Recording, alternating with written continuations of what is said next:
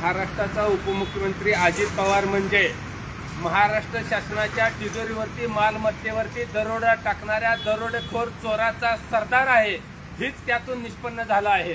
खरं तर अजितदादा पवार आपण ज्या वेळेस IPS अधिकारी अंजना कृष्णा यांना फोन करून दम देण्याचं काम केलं, त्यांना रागवण्याचं काम केलं, त्यावेळेस तुम्हाला थोडी तरी तुमची बुद्धी जागी व्हायला पाहिजे होते।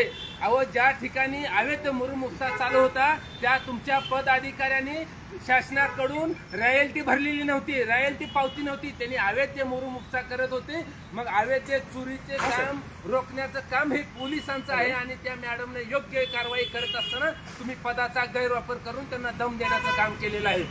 अजित पवार साहेब, त्या ठिकाणी तुमच्या त्या बेवड्या पदाधिकाऱ्यांनी हातबट्टी संत्रा अंमली पदार्थ मारणाऱ्या त्या तुमच्या कार्यकर्त्यांना जी फोन लावून दिला ना, त्याची पहिली परिस्थिती जाणून घ्यायला पाहिजे होती। अहो, तो प्युअर बेवडा आहे, गांजा फुकतोय, चरस फुकतोय, तसे त्याचे व्हिडिओ व्हायरल झाले ते, आणि त्याचं ऐकून तुम्ही जरी कारवाई थांबवत असाल तर माझी तुमच्याकडे मागणी आहे, त्या पदाधिकाऱ्यावर 302 चे गुन्हे दाखल आहे, 307 चे गुन्हे दाखल आहे। त्यांना अंमली पदार्थ सेवन करत असताना व्हिडिओ व्हायरल झाले तर पहिले त्याच्यावर NPD अंतर्गत कारवाई करा, मग तुम्हाला कुठतरी बोलायला जागा राहील। अजित पवार साहेब, तुमचे बगल बच्चे म्हणतात की तुमचे ते मेटकरी आमदार, अहो त्याचे बाजार अक्कल आहे, काय कळतंय हो? तुम्ही त्या IPS मॅडम साहेबांनी मागितली, या देशाचे गृहमंत्री अमित शहानी मागितली, अहो या महाराष्ट्रातला प्रत्येक माणूस मागतोय, शेतकरी मागतोय। अजित पवार यांनी 70,000 कोटीचा भ्रष्टाचार केलेल्या फायली कुठाच्या पहिलं जनतेसमोर ठेवा आणि मग वर तोंड घेऊन तुम्ही IPS मॅडमची कागदपत्र मागा।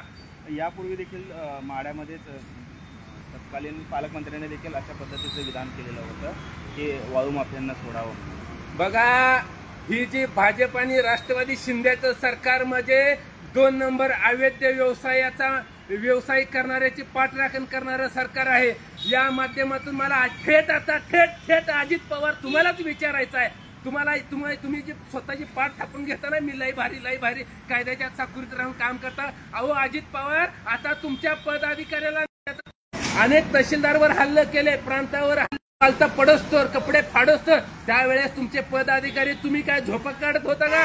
त्यावेळेस तुम्ही काय SP ला आदेश केला नाही? त्यावेळेस का तुम्ही कलेक्टरला आदेश केला नाही? संबंधित 2 नंबर अवैध व्यवसाय करणाऱ्या वाळू माफिया असतील, मुरुम माफिया असतील, यांच्यावर तत्काळ कारवाई करून त्यावेळेस काय दातकिडी बसली होती का? आणि या माध्यमातून 100% सिद्ध झालेलं आहे की अजित पवार म्हणजे 2 नंबर अवैध धंद्याच्या पाठराखण करणारा म्होरक्या आहे। उपमुख्यमंत्र्यांना या प्रकरणामध्ये फोन करावा लागतो, सामान्य कार्यकर्त्यांनी मोबाईलवरून फोन करतात, काय हे सगळा प्रकार आहे की किती मुळामध्ये उपमुख्यमंत्री ह्या पदाच्या लायकीची माणसं राहिलेली नाही। ती नेमकं कोण उपमुख्यमंत्री आहे ह्या लोकांना प्रश्न पडलाय आणि त्या IPS मॅडमचं काहीही चुकलेलं नाही। असं किती मोठं आहे, अर्थकारण किती मोठं आहे? ऐका की, काय आहे, आयरी गैरी कोण बन जर उठून जर उपमुख्यमंत्र्याला फोन लावत असतील तर विश्वास कसा ठेवायचा? त्याच्यामुळे त्यांनी सन्मानाने छाती ठोकपणे सांगितले की तुम्ही माझ्या मोबाईलवरती फोन करा म्हणून। त्याच्यामुळे याच्यामधला आणि जनतेमधला 100% दुरावा निर्माण झालेला आहे। जनतेला प्रश्न पडलेला आहे की ही सरकार नेमकं कुणाचं आहे? ही सरकार जाणून बुजून 2 नंबर अवैध व्यवसायाचं आणि चांगल्या अधिकाऱ्याचं खच्चीकरण करते।